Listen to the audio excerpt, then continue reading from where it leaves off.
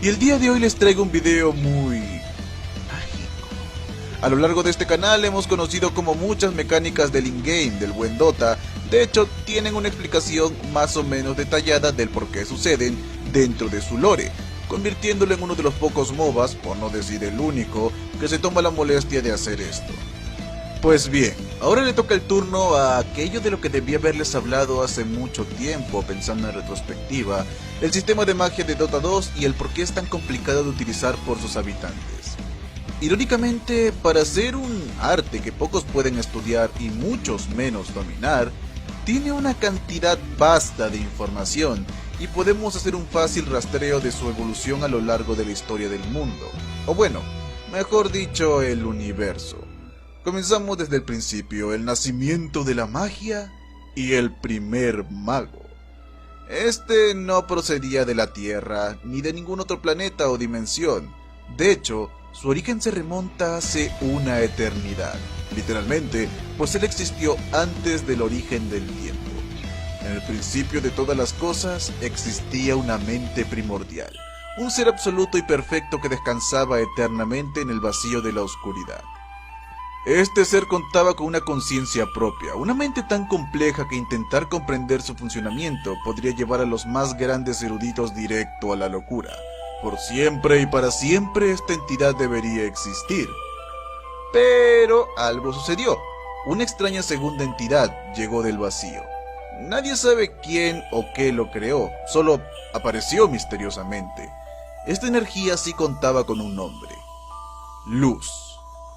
La luz habló con la otra deidad, contándole sobre cómo podrían juntos iluminar el vacío y crear una galaxia de colores infinitos, convertirse en el primer motor de la creación.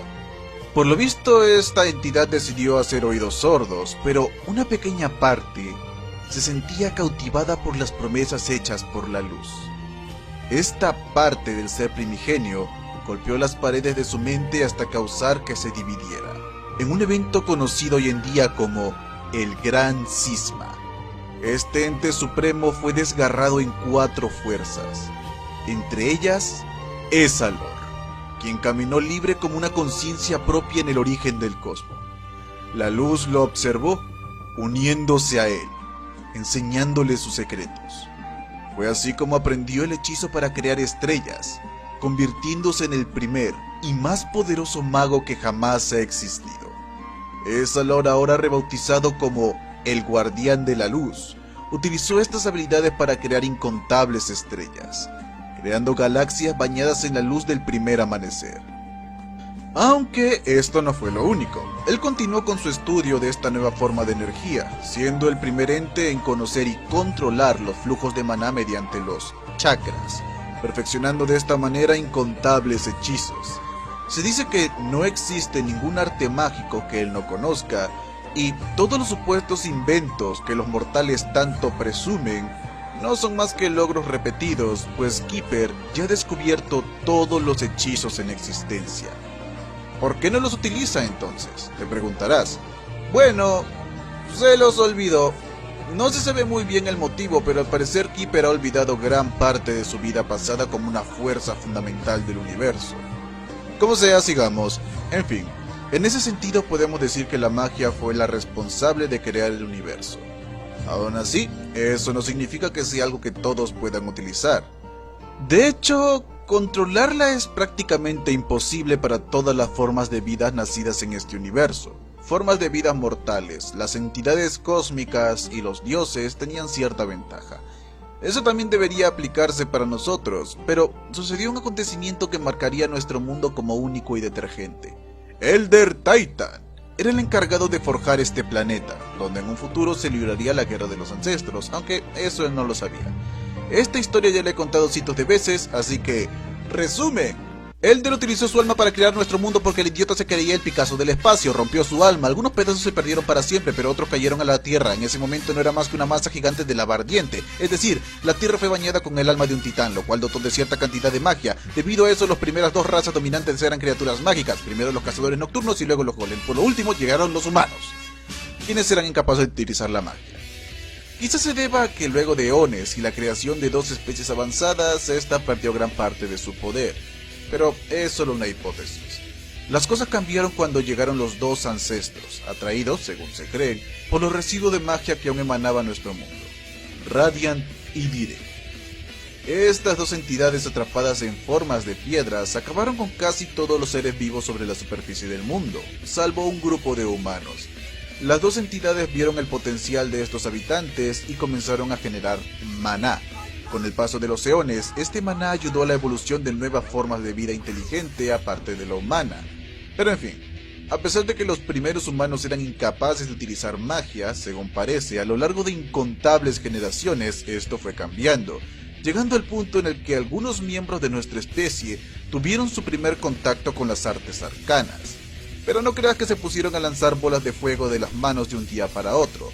A pesar de que ya casi la totalidad de nuestra especie podía sentir los flujos del maná, este no es como en otros videojuegos, ni siquiera los sabios de la época lograban hacer nada relevante. Recuerden lo que les dije, la magia no se supone que estaba pensada para los mortales. Si existe en este mundo, fue primero por el descuido de Elder Titan y luego por la intervención de las piedras Némesis. A pesar de todo el esfuerzo de incontables mentes humanas juntas para dominar los secretos de la magia, esta era tan complicada que resultaba casi imposible memorizar los complejos patrones necesarios para acceder a ella y darles forma. Con el tiempo aparecieron los primeros manuscritos que servían como una guía, pero no es que cualquiera pudiese utilizarlos. Solo los más dotados con mentes prodigiosas y largos años de estudio podían leer estos manuscritos, para, luego de un ritual de horas, lanzar un hechizo. Casi siempre de sanación, pues utilizar esto en batalla era imposible por el tiempo que tomaba realizar el casteamiento de la habilidad. Aunque el viejo Invoker, quien de hecho nació en la época de los orígenes del estudio arcano, nos informa que esperar valía la pena, pues en ese momento la magia fluía con mucho más fuerza en el mundo, convirtiendo cada hechizo en una versión superpoderosa de lo que vemos ahora. Los primeros pasos fueron torpes, pero la humanidad comprendió lentamente más y más de la magia, llegando a su punto álgido con el nacimiento de un niño prodigio. Su nombre indica muy bien que proviene de una era distinta, Karl the Invoker. La mente de Karl era tan prodigiosa que fue el primer humano en utilizar más de un hechizo.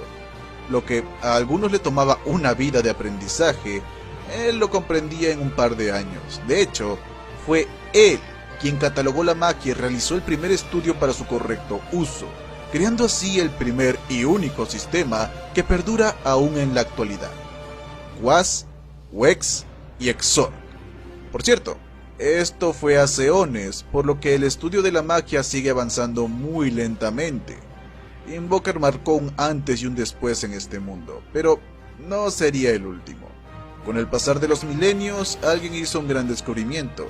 Es muy complicado para la mente de un mortal dominar varios hechizos. Pero, ¿qué tal si encerramos un hechizo en un objeto? Un artefacto que se alimentase de la energía mágica de su portador para lanzar una habilidad de forma automática. Fue así como nacieron los primeros forjadores arcanos. Magos no tanto dedicados al control de la magia, sino a la creación de objetos, que se encargaran de eso por ellos. Debido a que utilizar hechizos era tan complicado, estos objetos eran indispensables para los magos de la época, forjándose en diferentes culturas alrededor del mundo. El forjador arcano más grande que ha existido nació hace relativamente poco. Estoy seguro que lo conoces. Su nombre era Agani, padre del gran magus Rubik. En fin, esta es la razón por la cual existen tantos ítems activos en el juego, a diferencia de muchos otros títulos. Pero no creas que cualquiera puede utilizarlos, y la gran mayoría no tiene la suficiente fuerza mágica o cantidad de maná para usarlos en combate. No es que haga un hechizo de la nada, sino que se alimenta de la magia del portador para liberar un conjuro que ya fue programado. Y quienes suelen tener la fuerza para usarlos son los héroes. En Dota 2 no eres llamado héroe porque realizas algún acto de valor para ayudar a otros. Por supuesto que no.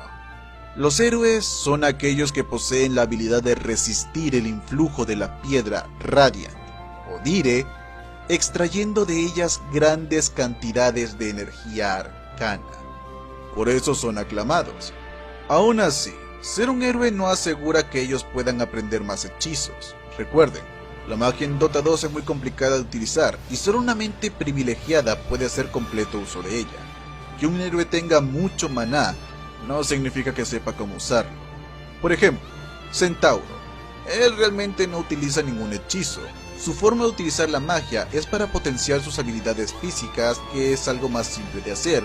Pero en una situación normal, una persona no necesita magia para pisar muy fuerte o correr hacia el enemigo. Igual con Axe, él realmente solo conoce 2 hechizos, su primera, llamada de Berserker, y su segunda, Sed de Batalla. Su tercera y última, Hoja Selectiva, no son ataques mágicos. Si repasamos a todos los héroes, nos daremos cuenta que pocos de ellos tienen en realidad 4 habilidades, y quienes las poseen suelen ser entes sobrenaturales, dioses, seres cósmicos, magos de eras pasadas, no muertos, etcétera, etcétera. Pero incluso para ellos es muy complicado utilizar más de 4 hechizos. Y esa es la razón. Espero que te gustara el video.